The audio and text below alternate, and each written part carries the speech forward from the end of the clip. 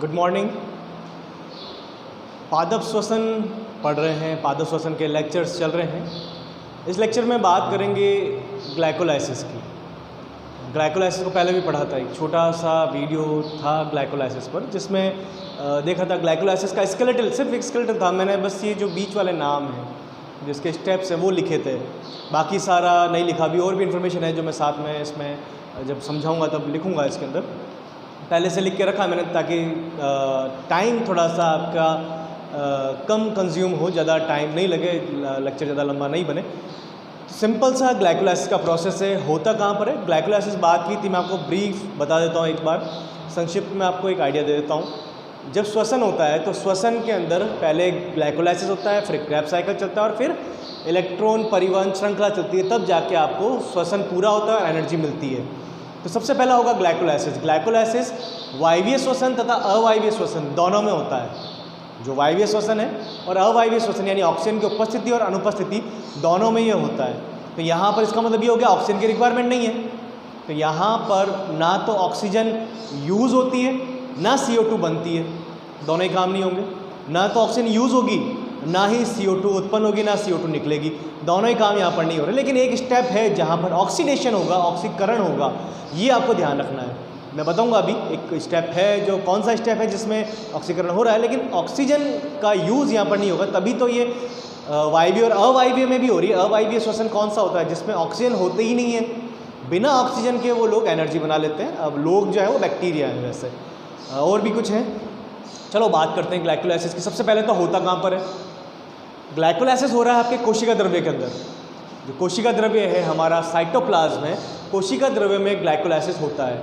Glycolysis हो क्या रहा है? ग्लूकोज से पायरुवेट का निर्माण हो रहा है। दिख रहा है आपको? ऊपर ग्लूकोज है और सबसे नीचे यहाँ पायरुवेट बना हुआ है, तो पायरुविक अम्ल है। पायरुविक अम्ल का निर्माण हो रहा है इस पूरे प्रोसेस के अंदर। तो ग्लाइकोलाइसिस में आपको 6 कार्बन वाला, मैं लिख दूंगा अभी इसको, 6 कार्बन मॉलिक्यूल, 6 कार्बन वाला अणु ग्लूकोज उपस्थित है। 1 2 3 4 5 और 6 अणु हैं इसके अंदर टोटल। तो जो 6 अणु वाला ग्लूकोज है, इससे निर्माण होगा आपके 3 कार्बन वाले अणु का। 6 कार्बन वाले से 3 कार्बन वाला पायरुविक अम्ल बनेगा। पायरुविक अम्ल के 2 अणु बन रहे हैं, 3 कार्बन के है ना, तो 2 अणु बन जाएंगे, सिंपल सा। तो ग्लाइकोलाइसिस हो रहा है आपके कोशिका द्रव्य में। ऑक्सीजन की ज़रूरत नहीं है, CO2 भी नहीं बनेगी, वायवीय अवायवीय दोनों में होता है। ग्लूकोज से पायरुविक अम्ल बनता है, सिंपल सी इन्फॉर्मेशन इसकी। अब ये जो पूरा प्रोसेस है आपके ग्लाइकोलाइसिस का, ये 3 टोटल इसके अंदर अवस्थाएं हैं, 3 अवस्थाएं हैं, लेकिन स्टेप 10 हैं। स्टेप 10 आपको दिख रहे हैं। स्टेप अगर काउंट करना है तो आपको नाम काउंट नहीं करना होंगे, आपको एरो काउंट करना है। जो सीधे सीधे वर्टिकल जो खड़े तीर के निशान लगाए हुए हैं नीचे की तरफ, ये तीर के निशान गिनने हैं आपको। अगर आप ये एरो गिन लोगे तो आपको 10 स्टेप मिल जाएंगे। 1 2 3 4, ये और ये तो एक ही है, 5 6 7 8 9 10। तो 1 से लेकर 10 एरो यहाँ पर है। 10 स्टेप में ये पूरा रिएक्शन यहाँ पर कंप्लीट हो रहा है। तो यहाँ पर 10 इसके स्टेप हो गए, टोटल 10 स्टेप हो गए। 10 स्टेप के बाद में 3 अवस्थाएं जो मैंने अभी कही थी, वो 3 अवस्थाएं यहाँ पर आपको मिल जाएगी। ये सबसे पहली अवस्था है,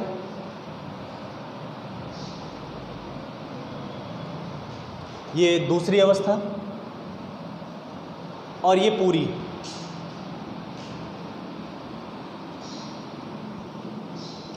इसकी तीसरी अवस्था। ये 3 अवस्थाओं में पूरा होने वाला प्रक्रम है। पहली अवस्था के अंदर नंबर तो लगा दे पहले इसका। तो ये 3 अवस्थाएं होंगी इसकी। अब इनमें होता क्या है? अवस्थाओं के नाम हैं। पहली अवस्था जिसमें होगा फॉस्फोरिलीकरण। 3 अवस्थाएं जो हैं, इसमें पहली अवस्था जिसमें फॉस्फोरिलीकरण होगा। फॉस्फोरिलीकरण किसका होगा? ग्लूकोज के अणु का। तो ग्लूकोज के अणु का फॉस्फोरिलीकरण होगा, यानी फॉस्फेट की एडिंग होगी, फॉस्फेट जुड़ेगा। दूसरी अवस्था में यहाँ पर जो फॉस्फेट, जो आपका फॉस्फोराइलेटेड यानी फॉस्फोरिलीकरण हुआ जिसका ग्लूकोज का, उससे निर्माण होगा 3-फॉस्फोग्लिसल्डिहाइड का।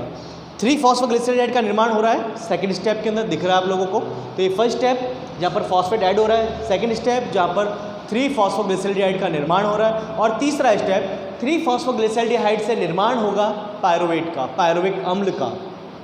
तो सिंपल सा आपका ग्लाइकोलाइसिस है जिसमें ग्लूकोज का एक अणु 6 कार्बन वाला जो टूटता है 3 कार्बन वाले 2 अणुओं में जिनका नाम है पायरुविक अम्ल। ये 3 अवस्थाओं में पूरा हो रहा है। सबसे पहले ग्लूकोज का फॉस्फोरिलीकरण होता है, उसके बाद में 3-फॉस्फोग्लिसराइड का निर्माण होता है और अंतिम अवस्था में पायरुविक अम्ल का निर्माण होता है 3-फॉस्फोग्लिसरॉल्डिहाइड से। अब इसमें होगा क्या, ये कैसे हो रहा है? सबसे पहले बात करते हैं फर्स्ट इसके पहली अवस्था की। तो पहली अवस्था के अंदर सबसे पहले ग्लूकोज से निर्माण होगा ग्लूकोज 6 फॉस्फेट का। दिख रहा है बिल्कुल क्लियर आपको, ग्लूकोज से निर्माण हुआ है ग्लूकोज 6 फॉस्फेट का। तो ग्लूकोज 6 फॉस्फेट के निर्माण के लिए जो एंजाइम काम आया है वो है हेक्सोकाइनेज। हेक्सोकाइनेज की उपस्थिति में ग्लूकोज से ग्लूकोज 6 फॉस्फेट का निर्माण होगा और यहाँ पर एटीपी से एडीपी बनेगा। इसके लिए आपको एनर्जी इन्वेस्ट करनी पड़ेगी, एनर्जी खर्च करनी पड़ेगी। यहाँ आपने एक एटीपी से एडीपी बनाया है। आपने एटीपी क्या है? ATP is the currency of energy. ATP ऊर्जा की मुद्रा है। अगर आपकी बॉडी में कहीं पर भी एनर्जी की ज़रूरत है, एनर्जी चाहिए, तो आपको एटीपी को तोड़ना पड़ेगा। एटीपी टूटेगा एडीपी में और आपको एनर्जी मिलेगी। तो यहाँ पर आपको फॉस्फोराइलेशन करना है, फॉस्फेट ऐड करना है, तो एटीपी से एडीपी बनेगा, फॉस्फेट जुड़ जाएगा इसके साथ में। अब यहाँ पर फॉस्फेट जुड़ रहा है, लेकिन जुड़ेगा कहाँ पर? बात ये आती है कि फॉस्फेट जुड़ेगा कहाँ पर। तो जैसा भी मैंने बताया था 6 कार्बन है इसके, 1 2 3 4 5 6। तो फॉस्फेट जुड़ता है इसके अंतिम कार्बन पर, अंतिम या टर्मिनस जो किनारे वाले कार्बन है, पहला और आखिरी, तो फर्स्ट और 6th पर। तो पहला जो फॉस्फेट है वो जुड़ेगा इसके 6th कार्बन पर, इसलिए इसका नाम हो जाएगा ग्लूकोज 6 फॉस्फेट। अब यहाँ पर इसका आइसोमराइजेशन होगा। एंजाइम आइसोमरेज रिस्पॉन्सिबल है, उत्तरदायी है आइसोमरेज एंजाइम। तो आइसोमरेज एंजाइम के कारण इसका आइसोमराइजेशन यानी समावयवीकरण होगा और निर्माण हो जाएगा फ्रक्टोज 6 फॉस्फेट का। तो फ्रक्टोज 6 फॉस्फेट बना, ग्लूकोज जैसा ही होता है, थोड़ा सा चेंज होता है, 6 कार्बन वाला है। तो ग्लूकोज 6 फॉस्फेट था, फ्रक्टोज 6 फॉस्फेट। अब इसका भी फॉस्फोरिलीकरण होगा। जो फ्रक्टोज 6 फॉस्फेट है इसका भी फॉस्फोरिलीकरण होगा।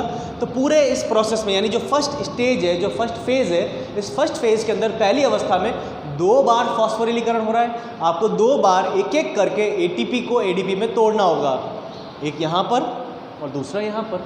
तो जब आपने फ्रक्टोज 6 फॉस्फेट से निर्माण किया फ्रक्टोज 1,6 बिसफॉस्फेट का, तो यहाँ पर भी आपने एंजाइम यूज़ किया फॉस्फोफ्रक्टोकाइनेज और साथ में एटीपी को चेंज किया, एटीपी को तोड़ा आपने ADP plus pi, inorganic phosphate. देखो जब तक फॉस्फेट एटीपी के साथ है ना, एटीपी का पूरा नाम क्या है? Adenosine triphosphate. इसका मतलब इसमें 3 फॉस्फेट है। तो जो 3 फॉस्फेट है वो अभी ऑर्गेनिक फॉस्फेट कहलाएंगे, कार्बनिक फॉस्फेट। लेकिन जैसे ही इससे एटीपी से, एक्चुअल में ये ऐसा होता है प्रोसेस, जब आप बात करते हैं तो एटीपी टूटता है एडीपी प्लस पीआई के अंदर। ये पीआई जो है अकार्बनिक फॉस्फेट है, जब फॉस्फेट इससे अलग हो जाएगा तो इनऑर्गेनिक फॉस्फेट कहलाएगा। तो यहाँ पर इसकी ज़रूरत नहीं है तो इसको अभी हटा देते हैं, यहाँ कुछ और आएगा, किसी और के लिए जगह रखी है यहाँ पर। चलो आगे बात करते हैं। तो ये फर्स्ट फेज़ कंप्लीट हुआ। फर्स्ट फेज़ की समरी क्या है? 2 बार फॉस्फोरिलीकरण हुआ, एक बार आइसोमराइजेशन समावयवीकरण हुआ। तो ग्लूकोज से ग्लूकोज 6 फॉस्फेट, ग्लूकोज 6 फॉस्फेट से फ्रक्टोज 6 फॉस्फेट, फ्रक्टोज 6 फॉस्फेट से फ्रक्टोज 1,6 बिसफॉस्फेट। देखो जब नंबर 2 आएंगे ना, 1 और 6 या 1 और 3, तो उसके आगे डाई या बिस लगता है। अब बुक में आपके डाई या बिस दे रखा होता है, बुक में कुछ बुक में ये फ्रक्टोज 1,6 डाइफॉस्फेट गिवन है, कुछ बुक्स में फ्रक्टोज 1,6 डाइफॉस्फेट लिखा हुआ है, कुछ बुक्स में फ्रक्टोज 1,6 बिसफॉस्फेट। ये एक्चुअल में कॉन्सेप्ट कुछ ऐसा है कि एक ही कार्बन पर 2 ग्रुप है या फिर 2 ग्रुप जो है वो अलग अलग कार्बन पर, उसके बेसिस पर नाम देते हैं। जैसे मान लो ये 4 कार्बन है, 1 2 3 4, तो इस एक ही कार्बन पर यहाँ पर 2 ग्रुप लगे हुए हैं कुछ इस तरह से।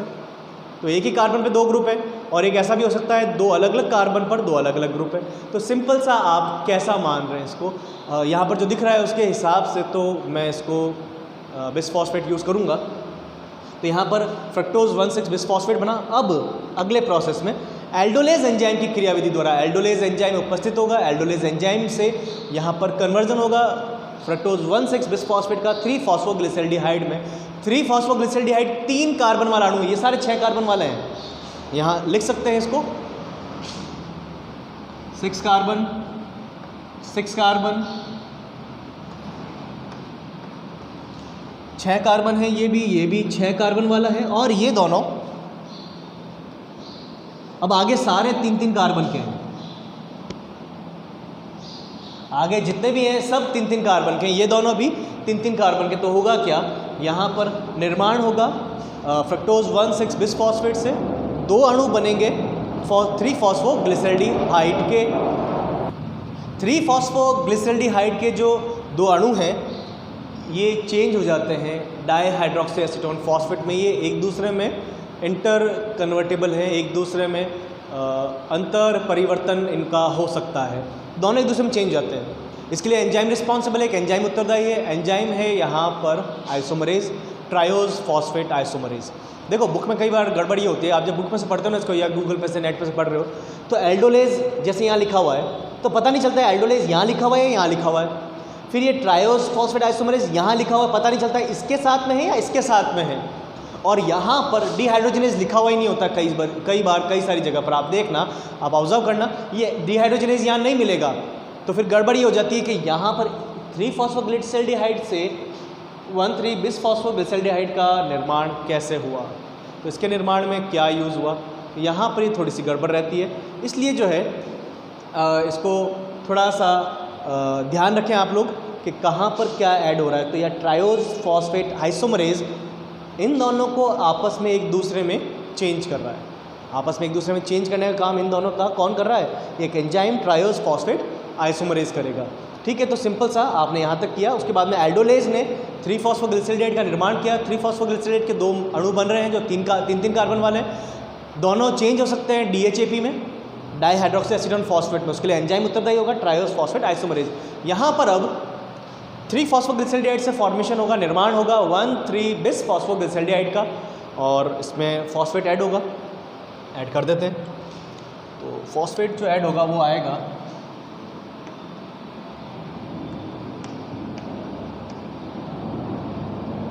H3PO4 से। तो H3PO4 है, वहाँ से ये मिलेगा। फॉस्फेट के जुड़ने से यहाँ पर 1,3 बिसफॉस्फोग्लिसल्डिहाइड का निर्माण हो जाएगा। 1,3 बिसफॉस्फोग्लिसल्डिहाइड से अब डिहाइड्रोजनेज एंजाइम की उपस्थिति में डिहाइड्रोजनेज एंजाइम हाइड्रोजन को निकालेगा, हाइड्रोजन निकलेगा और वो हाइड्रोजन जाकर जुड़ जाएगा। 2 हाइड्रोजन निकलेंगे और वो जुड़ेंगे 2 NAD के साथ में। तो यहाँ पर 2 NAD है और हाइड्रोजन रिलीज़ होंगे और निर्माण हो जाएगा 2 NADH2 का। तो यहाँ पर टोटल 4 हाइड्रोजन, 2-2 हाइड्रोजन सबसे निकल रहे हैं, यानी 2 अणु है ना, ये 2 अणु हैं। 3-3 कार्बन वाले 2 अणु चल रहे हैं यहाँ पर। ठीक है, तो 3 कार्बन के ये 2 अणु हैं, आपस में एक दूसरे से चेंज हो सकते हैं। ये सब यहाँ पर अब 3-3 कार्बन वाले 2 अणु हैं, सारे 3-3 कार्बन के 2 अणु मिल जाएंगे आपको। तो 1 से 2 हाइड्रोजन निकल रहे हैं, 2 से 4 हाइड्रोजन निकलेंगे और जुड़ेंगे 2 NAD के साथ में, 2 NAD। NAD is nicotinamide adenine dinucleotide. NAD का पूरा नाम निकोटिनेमाइड एडेनिन डाइन्यूक्लियोटाइड इसका पूरा नाम है। ये एक कोफैक्टर है, सहकारक है। ये जब टूटता है तो ATP देता है, इसको हम बदलते हैं, टूटेगा तो नहीं ये कह सकते। इसको हम NADH2 जब वापस NAD में बदलेगा, इसको हम ETS में ले जाते हैं माइटोकॉन्ड्रिया में और बदलते हैं इसको। तो जब ये बदलेगा तो आपको ATP देगा। तो अभी इतना कैसे बदलता है वो बात लास्ट में करेंगे एक बार। अभी इतना देखें, NAD के साथ में हाइड्रोजनेशन हुआ, यानी यहाँ पर ये स्टेप है आपके ऑक्सीकरण वाला। ये वो स्टेप है जहाँ पर मैंने शुरू में कहा था एक स्टेप ऐसा है जहाँ पर ऑक्सीकरण होता है। तो इस स्टेप में ऑक्सीकरण हो रहा है। यहाँ पर ऑक्सीकरण हुआ, हाइड्रोजन निकले, हाइड्रोजन जुड़े NAD के साथ में और निर्माण किया 2 NADH2 का। अब ये जो 2 NADH2 है, या फिर मैं इसको कह सकता हूँ 2 NADH प्लस 2H प्लस, ये भी मैं इसको कह सकता हूँ, लिखने में भी ऐसे लिखते हैं, बुक में भी ऐसा ही मिलेगा आपको। तो ये जाएगा यहाँ से अब माइटोकॉन्ड्रिया के मैट्रिक्स में, माइटोकॉन्ड्रिया के अंदर, मैट्रिक्स में तो नहीं, माइटोकॉन्ड्रिया की जो आंतरिक झिल्ली है वहाँ पर। माइटोकॉन्ड्रिया पता है आपको, अपनी कोशिका में होता है, इसको कोशिका शक्तिगृह कहते हैं, जो ऊर्जा का निर्माण करता है, ATP बनाता है। तो वो ATP बनाता किससे, इससे बनाता है। ये जो NADH2 है इसको हम यूज़ नहीं कर सकते। यूज़ किसको करते हैं, ATP को यूज़ करते हैं, इसको यूज़ नहीं करते। तो इसको इस्तेमाल करने के लिए, इसका उपयोग करने के लिए आपको इसको चेंज करना होगा, ATP बनानी होगी इससे। तो इसके लिए यहाँ पर भेजना होगा आपको माइटोकॉन्ड्रिया की आंतरिक झिल्ली पर, जहाँ चलता है इलेक्ट्रॉन परिवहन तंत्र ETS। तो ETS में जाएगा, इससे फिर से NAD बनेगा, हाइड्रोजन निकलेंगे और बहुत सारा लंबा चौड़ा, अपन 2 दिन बाद शायद पढ़ेंगे उसको, 2 दिन बाद उसका नंबर आ जाएगा। तो एक वीडियो उस पर बनेगा तो उसमें आपको समझ में आ जाएगा, वो भी एक लंबा प्रोसेस है, काफ़ी लंबा। तो उसमें ATP का निर्माण होता है। जैसे $1 से लगभग 70 रुपये के आसपास का मिलता है, कुछ ऊपर नीचे हो सकता है, पेट्रोल की तरह रोज़ चेंज होता है इसका भी, तो रोज़ तो नहीं लेकिन हर थोड़े दिन में जैसे चेंज होता है। यहाँ पर फिक्स है, लेकिन डॉलर वाले सिस्टम है, जैसे $1 से 70 के आसपास का कुछ मिल रहा है, वैसे यहाँ पर एक NAD से आपको 3 ATP मिलते हैं। 70 नहीं मिलेंगे, 3 ATP मिलेंगे। तो एक NAD लगभग 3 ATP आपको मिलता है। अब लगभग क्यों का ये भी बात करेंगे ETS के अंदर, मैं बताऊँगा क्या कारण है लगभग कहने का, जबकि बुक में 3 ATP लिखा हुआ होता है। तो NADH2 से आपको 3 ATP मान लें मिल रहे हैं, ठीक है। चलो, तो 1 से 3 मिल रहे हैं, तो 2 से कितने मिल जाएंगे? 6 मिल जाएंगे। अब आगे बात करते हैं। 1,3-बिसफॉस्फोग्लिसरिक एसिड से निर्माण होगा 3-फॉस्फोग्लिसरिक एसिड का और 3-फॉस्फोग्लिसरिक अम्ल का। यहाँ पर भी ADP से निर्माण होगा ATP का। एंजाइम काइनेज, अभी काइनेज कौन सा है? बिसफॉस्फोग्लिसरोकाइनेज। तो बिसफॉस्फोग्लिसरोकाइनेज एंजाइम है, इस एंजाइम की उपस्थिति में ADP से निर्माण होगा ATP का। आगे 3-फॉस्फोग्लिसरिक एसिड से निर्माण हो जाएगा 2-फॉस्फोग्लिसरिक एसिड का, 3-फॉस्फोग्लिसरिक अम्ल से 2-फॉस्फोग्लिसरिक अम्ल बनेगा, न्यूटेज एंजाइम। उसके बाद में इनोलेज की उपस्थिति में 2-फॉस्फोग्लिसरिक अम्ल से निर्माण हो जाएगा इनॉल का, फॉस्फोइनॉल पायरुविक एसिड, इसको PEP भी कह सकते हैं शॉर्ट में, PEP। और फॉस्फोइनॉल पायरुविक एसिड से अब निर्माण होगा, काइनेज एक्टिविटी होगी, पायरुविक काइनेज, ATP का निर्माण होगा और बन जाएगा 2-पायरुविक अम्ल। मैं यहाँ पर ADP + PI इसको कर सकता हूँ, ADP + PI लिख दूँ तो भी गलत नहीं होगा, ठीक है। तो ये ADP + PI अगर मैं लिखूँगा तब भी ये राइट है, बिल्कुल, पहले भी राइट था, अभी भी राइट है, कोई इसमें प्रॉब्लम नहीं होगी। तो ये था आपका पूरा ग्लाइकोलाइसिस, इतना सा है, सिंपल सा है। अब बात आती है इसको याद करने की, तो मैं आपको यही कहूँगा, इसको आप रटें नहीं, बिल्कुल भी समझ लें। समझने के लिए ईजी क्या, सबसे पहले तो इसकी जनरल इन्फॉर्मेशन आपको पता होनी चाहिए। हो कहाँ पर रहा है, इसमें किससे क्या बन रहा है, 1 ग्लूकोज टूट रहा है 2 पायरुविक अम्ल में, ये आपको पता होना ज़रूरी है। 10 स्टेप हैं, 3 अवस्थाएँ हैं, याद होना ज़रूरी है। इसके बाद में जब फॉस्फोराइलेशन होगा तो सिंपल सा है, पहला जो अवस्था है उसमें 2 बार फॉस्फोराइलेशन हो रहा है, एक छोड़कर एक। तो जब 2 बार फॉस्फोराइलेशन हो रहा है, एक बार आइसोमराइजेशन हो रहा है, तो उस अवस्था के अंदर यहाँ पर फॉस्फेट ऐड होगा फॉस्फोराइलेशन में। तो फॉस्फेट ऐड कहाँ से होगा? आप ATP से लाओगे फॉस्फेट, इतना सा तो है। और जब भी आपके ATP कहीं पर भी यूज़ हो रहा है या बन रहा है या खर्च हो रहा है, जो भी हो रहा है, आप देखो ध्यान से, इसमें काइनेज एंजाइम काम आएगा। Kinase kinase kinase kinase. तो सिंपल सा, जहाँ पर भी ATP या तो मिल रहा है या खर्च हो रहा है, वहाँ पर एंजाइम जो काम आएगा वो होगा काइनेज। दूसरी चीज़, 2 बार आइसोमरेज आइसोमरेज आइसोमरेज, सिंपल सा। तो इतना कुछ है नहीं इसके अंदर कि आपको बहुत ज़्यादा मुश्किल लगे। NADH2 को याद रख लो, जहाँ पर भी NADH2 बनेगा ना, NADH + H+, जहाँ पर भी बनेगा वहाँ पर डिहाइड्रोजनेज एंजाइम काम आएगा, क्योंकि आपको हाइड्रोजन लाना होगा। हाइड्रोजन आप वाटर की फॉर्म में नहीं लाते, आप वाटर का मॉलिक्यूल, जल का अणु नहीं निकालते। ये चीज़ कॉन्सेप्ट आप ध्यान रखना। आप किसी से भी जल का अणु निकाल कर हाइड्रोजन ऐड नहीं कर रहे हो, ठीक है। आप उसको जल की रूप में ला सकते हो, लेकिन जल का अणु वहाँ से अलग नहीं होगा, ठीक है। इसको डिस्कस करेंगे क्रेब्स साइकिल में। क्रेब्स साइकिल अभी शायद नेक्स्ट लेक्चर जो है क्रेब्स साइकिल पे बनेगा, डिटेल लेक्चर, तो उसमें देखेंगे बार बार कई बार नाम आएगा डिहाइड्रोजनेज, पायरुविक डिहाइड्रोजनेज और बहुत सारे डिहाइड्रोजनेज, वहाँ पर मैरिक डिहाइड्रोजनेज वगैरह काम आएंगे। तो ये जो डिहाइड्रोजनेज जहाँ पर भी काम आएगा वहाँ पर NADH2 का निर्माण हो रहा है, बस इतना सा, और कुछ भी नहीं है इसमें। अब एक चीज़ और तो याद रखना, मैंने बता दिया किस तरह से करना है। काइनेज याद रखना है, कहाँ पर काम हो रहा है, आइसोमरेज कहाँ पर है, एक ही जगह पर एल्डोलेज है, एक ही जगह पर म्यूटेज है। सिर्फ फर्स्ट स्टेप जो है वो 6 कार्बन वाले हैं, बाकी सारे 3 कार्बन वाले हैं। जब 3 कार्बन वाले हैं तो 2 अणु हैं, तो याद रखना ईजी है ना इनको, ठीक है। अब बात आती है इससे फ़ायदा क्या हुआ चलाने से। आपने पूरा ग्लाइकोलाइसिस चलाया, इस ग्लाइकोलाइसिस को चलाने से आपको बेनिफिट क्या मिला, क्या फ़ायदा हुआ है इस ग्लाइकोलाइसिस से। तो इसके लिए अपन बात ये करेंगे कि यहाँ पर आपने खर्चा कितना किया है, आपको ग्रॉस कुल मिला कितना है और फ़ायदा कितना हुआ है। ये बात पैसों की नहीं है, ये बात ऊर्जा की है। जो खर्च किया है, जो मिला है, वो सारी ऊर्जा है, वो आपके पैसों की बात यहाँ पर, रुपीज़ की बात यहाँ पर नहीं होगी। चलो मैं थोड़ा सा इसको बता देता हूँ आपको। ये यहाँ पर जो NADH2 है, ये जाता है आपके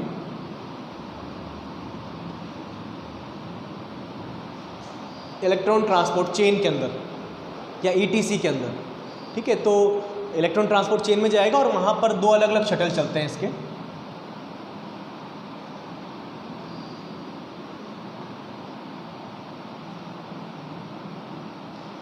दो अलग अलग शटल चलते हैं, एक चलता है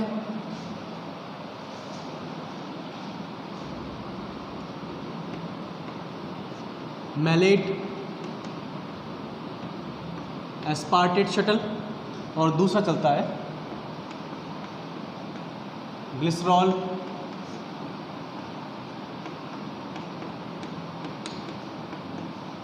फॉस्फेट शटल। एक में मिलते हैं आपको, टोटल बता रहा हूं मैं, 6 कार्बन, 6 कार्बन नहीं होंगे, ये 6 ATP है, 6 ATP। NADH2 है ना, NADH2 से जब आप ATP बनाएंगे तो कितने मिलेंगे? मैंने अभी कहा 3 मिलते हैं, ठीक है, 1 से 3 मिलते हैं, तो 2 से 6 मिलने चाहिए। जबकि थोड़ा सा चेंज है, यहाँ पर मिलते हैं 6, यहाँ मिलते हैं 4। इसका मतलब क्या हुआ? यहाँ पर 1 से मिल रहे हैं 3, यहाँ 1 से मिल रहे हैं 2। बस ये इतना सा आप इसको याद रखें, और ज़्यादा इसमें कुछ भी नहीं है। सिंपल सा एक छोटा सा मैंने आपको बताया है, इसको आप याद रख सकते हैं। यहाँ पर जैसे मैंने अभी बात की आपकी कि फ़ायदा क्या हो रहा है और नुकसान क्या हो रहा है, क्या मिला है आपको, कुछ मिला भी है या नहीं मिला इसको चलाने से, तो हम देखते हैं अब मिला क्या है। सबसे पहले बात करेंगे हमने खर्चा कितना किया है, कितनी हानि हुई है। तो जो हमें हानि हुई है, जो हमने खर्च किया है, पहले बात उसकी करेंगे। तो सबसे पहले तो जो हानि हुई है, आप देखो, यानी हानि का मतलब जो हमने खर्च किया है, कितनी ऊर्जा खर्च की। ऊर्जा क्या है? ATP। कितनी ATP खर्च किया आपने? एक यहाँ पर ATP से ADP बनाया, इसको खर्च किया। एक यहाँ पर ATP से ADP बनाया, इसको आपने खर्च किया। इसके अलावा कहीं पर भी आपने कोई भी ATP खर्च नहीं किया है। तो टोटल जो खर्चा है वो 2 ATP का है। तो यहाँ पर टोटल खर्चा जो है वो आपके 2 ATP। तो 2 ATP आपने खर्च किए। अब बात आती है आपने यहाँ पर गेन कितना किया, कितना आपको मिला है, उसकी बात करें तो गिन लेते हैं उसको भी। यहाँ तो कुछ भी नहीं मिल रहा, 2 ATP यहाँ पर मिल रहे हैं, 2 ATP यहाँ पर मिल रहे हैं तो कुल हो गए यहाँ पर 4 ATP। तो 4 तो ATP मिल गए मुझे सीधे सीधे, कोई प्रॉब्लम ही नहीं है इसके अंदर।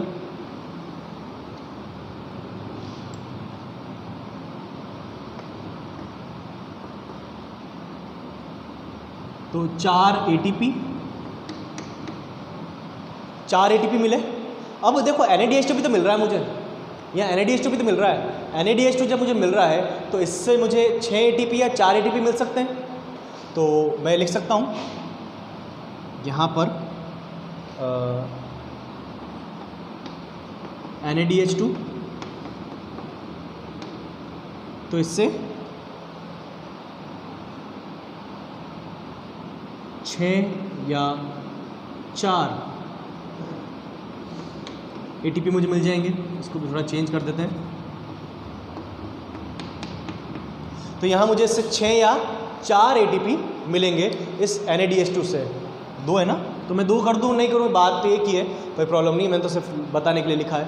अब 6 और 4 10, अगर मैं इसको 6 मानता हूँ तो 6 और 4 10 हो जाएगा, और अगर इसको मैं 4 मानता हूँ तो 4 + 4 8 हो जाएगा। तो कुल मिल गया मुझे, कुल ATP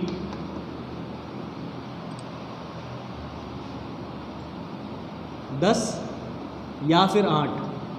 तो कुल जो ATP मिलेंगे मुझे वो या तो 10 मिलेंगे या 8 मिलेंगे। लेकिन शुद्ध लाभ कितने का हुआ, अब मैं बात करता हूँ शुद्ध लाभ की।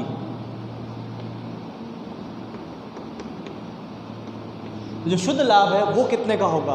तो शुद्ध लाभ की जब मैं बात करूँगा तो मैं क्या करूँगा, जो मुझे मिला है कुल, जो मैंने खर्चा किया है कुल, तो माइनस कर दूँगा। यही तो होता है, आप अपनी दुकान में 2 रुपये का सामान लाया, 10 रुपये में बेचा, लाभ कितना हुआ? 10 - 2 8। तो यहाँ पर भी 10 मुझे कुल मिला है, 2 मैंने खर्चा किया है, तो 10 में से 2 गए। मैं ऐसा कर सकता हूँ इसको 10 - 2 8, या फिर मैं इसको ये कर सकता हूँ 8 - 2 6। तो जब अपन बात करते हैं शुरू में रिएक्शन की, जो श्वसन की अभिक्रिया है उसमें ये बात करते हैं कि वहाँ पर 36 या 38 ATP मिलते हैं। तो 36 या 38 में से जो 6 या 8 है ना वो यहाँ पर मिलते हैं। 30 तो चलो मिल जाएंगे, वो तो सिंपल सा है, क्रैब साइकिल के अंदर 30 मिल जाएंगे, लेकिन यहाँ पर 6 या 8 मिल रहा है। वो 6 कैसे हैं और 8 कैसे हैं उसकी बात यहाँ पर कर ली है। अब बात आती है अवायवीय श्वसन। अवायवीय श्वसन में सिर्फ 2 ही मिलते हैं। क्यों मिलते हैं 2? ध्यान से देखें, जब अवायवीय श्वसन की बात करते हैं तो अवायवीय श्वसन में ETS नहीं होता, वहाँ माइटोकॉन्ड्रिया नहीं है। तो जब वहाँ पर माइटोकॉन्ड्रिया नहीं है तो वहाँ पर ETS भी नहीं होगा। तो माइटोकॉन्ड्रिया नहीं है, ETS नहीं है, तो NADH2 से आगे कुछ भी नहीं होगा बैक्टीरिया में। तो उन्होंने खर्चा किया है 2 ATP का, कुल लाभ हुआ है 4 ATP का। ये तो 0 हो गया NADH2 वाला, तो 4 - 2 टोटल 2 ही हुआ। तो अवायवीय श्वसन में आपको सिर्फ 2 ही ATP मिलते हैं। ये लिखा था उस अभिक्रिया में, आपको अगर याद हो तो, फर्स्ट लेक्चर आपने देखा हो तो ये सिंपल सा प्रोसेस है। अब इसकी अगर मैं पूरे की एक अभिक्रिया लिखूँ, एक लाइन के अंदर लिख सकता हूँ। उससे पहले मैं आपको शॉर्ट फॉर्म इनकी बता देता हूँ। आप चाहो तो इनको शॉर्ट में याद रख सकते हैं। जैसे जनरली अगर आपको फास्ट याद रखना है, शॉर्ट नोट्स बनाने, इनका कोई चार्ट वगैरह बनाना है तो ग्लूकोज की जगह G लिख सकते हैं, G6P glucose 6 phosphate. Fructose 6 phosphate को F6P लिख सकते हैं। फ्रक्टोज 1,6 बिसफॉस्फेट वही F16BP लिख सकते हैं। फॉस्फोग्लिसराइड को आप PGL लिख सकते हो। यहाँ पर आप लिख सकते हो PGAL, इसको आप लिख सकते हो DHAP, ठीक है। जैसे फॉस्फेनॉल पायरुवेट है तो इसको आप PEP कर सकते हो, इसके लिए आप लिख सकते हो PEP, ठीक है। ये इसके साथ हो जाएगा, ये इसके साथ है, ये इसके साथ है, ठीक है। जैसे ये फॉस्फोग्लिसरिक अम्ल है तो आप इसको PGA लिख सकते हो, इसके लिए आप यूज़ कर सकते हो PGA, ये इसके साथ हो गया, ठीक है। तो इस तरह से आप शॉर्ट फॉर्म बना के इनके छोटे से नोट्स बना के याद कर सकते हो, ठीक है। बस इतना सा है।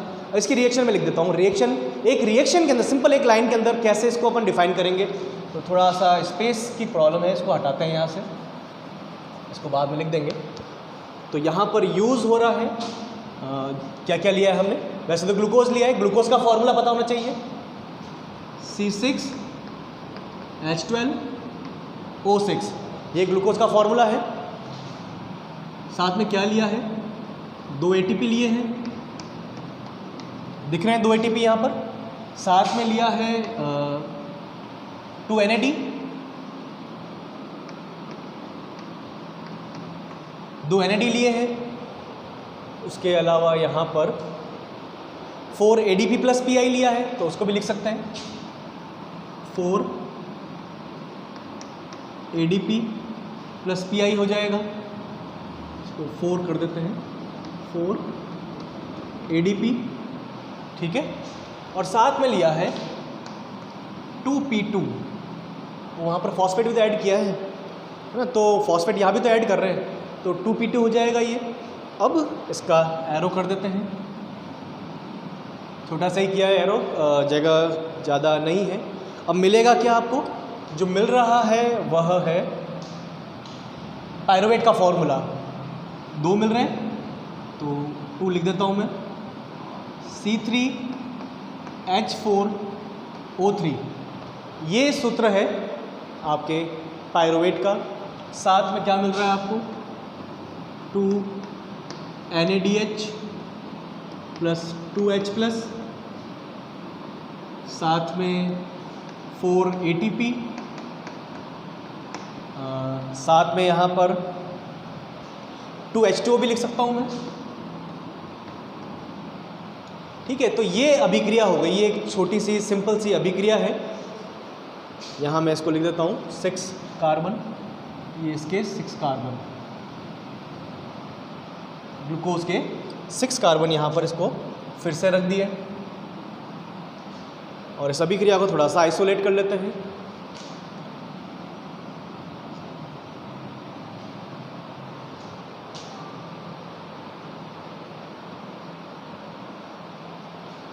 ठीक है, इसको पूरे को एक ही बोर्ड पे मैंने कोशिश की है आ जाए ये सारी इन्फॉर्मेशन जो भी इम्पोर्टेंट है आपके। आप चाहे तो इसका स्क्रीनशॉट ले सकते हैं, आप इसका स्क्रीनशॉट ले सकते हैं। स्क्रीनशॉट लेकर इसको पढ़ सकते हैं, याद कर सकते हैं। इसके नोट्स ये बिल्कुल नोट्स की फॉर्म में मैंने बनाया है कि एक रिएक्शन को एक्सप्लेन किया है, जो मैंने बोला है उसको आप लिख सकते हैं। एग्जाम में एक्चुअली देखो ये इंपॉर्टेंट इसलिए है, एग्जाम में हर साल इसको पूछते हैं। बोर्ड एग्जाम में हमेशा क्वेश्चन आता है, नीट में भी आता है, बोर्ड एग्जाम में क्वेश्चन आता है, कोई भी 3 इसकी रिएक्शंस आपको एक्सप्लेन करनी है, तो सारा ही एक्सप्लेन किया है। आप कुछ भी इसमें 3 रिएक्शन जो भी, अब वो हो सकता है फर्स्ट की पूछ सकते हैं, लास्ट की पूछ सकते हैं, फर्स्ट स्टेप एक्सप्लेन करने के लिए पूछ सकते हैं, सेकंड स्टेप पूछ सकते हैं, लास्ट स्टेज जो है इसकी वो पूछ सकते हैं, कुछ भी इसमें पूछ सकते हैं एग्जाम में क्वेश्चन। पूरा क्वेश्चन आने के चांसेस कम है, लेकिन पूरा क्वेश्चन टुकड़ों में आ सकता है। वो पूरा क्वेश्चन टुकड़ों में आ जाएगा, 3 टुकड़ों में, पहले भी आ चुका है, 2 बार 3 बार आ चुका है। तो आप इसको कोशिश करें, याद करें, समझ के याद करें, गलती नहीं होगी। ट्रिक से याद करेंगे चीज़ें रह जाएगी, इतनी सारी चीज़ें याद नहीं कर पाएंगे। ट्रिक्स आप एक लाइन याद कर लेंगे, लेकिन जितना मैंने अभी बताया है आपको, glucose 6 phosphate fructose 6 phosphate fructose 1 6 bis phosphate 3 phosphoglyceraldehyde 1 3 बिस phosphoglyceraldehyde 1 3 bis phosphoglyceric acid 3 phosphoglyceric acid 2 phosphoglyceric acid phosphoenol pyruvate and pyruvate. तो ये सारा जो है ये आप ट्रिक से याद कर सकते हो। लेकिन कहाँ पर हेक्सोकाइनेज है, कहाँ पर फॉस्फोफ्रक्टोकाइनेज है, कहाँ पर एल्डोलेज है, कहाँ पर ट्रायोस फॉस्फेट आइसोमरेज है, कहाँ पर म्यूटेज है, इनोलेज है, तो ये सारा डिहाइड्रोजनेज वगैरह सारे एंजाइम, और कहाँ एटीपी निकल रहा है, कहाँ एटीपी दे रहे हैं, वो सारा याद रखना मुश्किल है। ट्रिक से समझ के करेंगे तो आपको याद हो जाएगा पूरा, और ईजीली ये आप एग्ज़ाम में कर सकते हैं।